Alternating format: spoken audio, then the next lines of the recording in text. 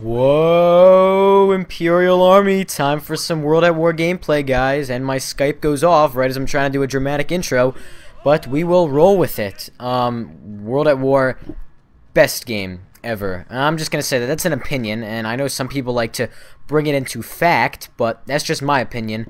By the way, my name's LegitRabbi, you probably know that, but, yeah, World at War, free-for-all on Castle, we are playing as the Imperial Army, and if there's other people playing as the Imperial Army, why is it a free-for-all? Like, I don't understand it. I know they only have a certain number of teams, but you could make one up. I mean, you could have, like, I don't know, you could have, like, the Melon Heads, and the only reason I say the Melon Heads, my mic was far away, Backyard Baseball. I was playing that earlier.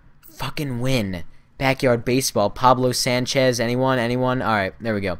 But, yeah, we could be, like, the Imperial Army, the Marine Raiders, the Melon Heads, and that's it. But this is some World at War throwback gameplay. Let me give you a background on this for me personally. This was my first ever Call of Duty game. I got it right when it came out. I remember I was never really big into the shooters. I was into Halo 3, and it just come out, and my friend got it the day it was out, and I think it was that night, like the release night, you know, whatever day it came out. If it came out on Tuesday, it was like Tuesday night.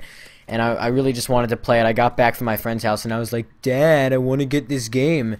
And he was like, you already play too much video games. And, of course, everyone leave your comments. Yes, he said it in that exact voice.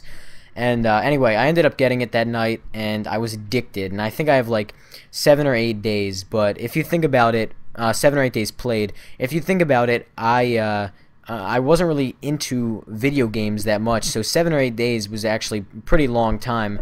That was a lot to be playing a game back then, like 2 years ago, for me personally. But I love this game, and I found out it is a lot harder. If you go from Call of Duty 4 to World at War, you're not going to really enjoy it, and that's why I think this Call of Duty was kind of the one, quote unquote, skipped over in the series, and I love it. I always think this will be better than any other Call of Duty game. But that's just, I wouldn't say better. I would say Black Ops is the best in terms of balance and whatnot. But this is my favorite. Nothing's ever going to change that. And about the Halo thing, Halo's my favorite series, but this is just my favorite game, just from the memories I have of it. Other than that, Halo 3, best game. I guess these are, like, tied. World at War and Halo 3. I'm always going to, like, switch back and forth.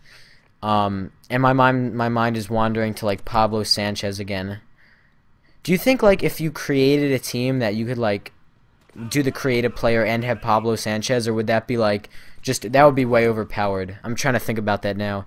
Alright, I'll think about that later. But anyway, and one reason that this game, not one of the many reasons, I guess, but I guess the number one reason for this game being so badass is that Kiefer Sutherland does the voice acting for the Marine Raiders. He played the American guy in the campaign. I want to say it's Roebuck, but I'm just guessing. I haven't played the campaign in like 2 years, but I know, especially for the multiplayer, he goes, take him down, or whatever. I don't know, he says, nobody fights alone, and I just, boner, but, anyway, I love Kiefer Sutherland, 24 for the win, all the way. And, this game also had a great campaign, how you also play as the American, but then you also play as, is it Petrenko in the Red Army, or something like that, and you're just going through the streets of Berlin, wiping guys out, and it was just awesome. I love, you know, these kind of games, as in like World at War and like World War II, all that kind of stuff.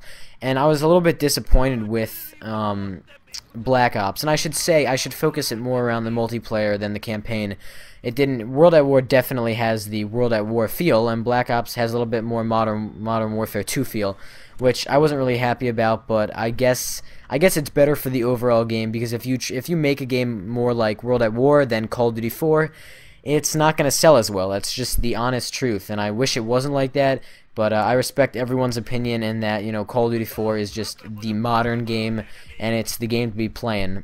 And what else? I guess MP40, you know, definite problem. I don't need to talk about that. MP40 with Round Drum and Juggernaut, but I don't know why they didn't patch that, because Treyarch seems to be on top of things as far as Black Ops. I don't know. But I got the STG here. I don't know if I said that yet, but it's a fully auto rifle, and just the headshot sound and the hit marker sound in this game is just so awesome. Since it is World at War, it's a lot more slow paced, and as you can tell, it takes a lot more bullets. But even a powerful gun like the STG, you just get that beautiful hit marker sound. But anyway, that's World at War in a nutshell. Leave your comments below about what you thought of the not what you thought about the game. I guess your experience with it. Did you play it? Did you first pick it up? And other than that, I'll see you guys later.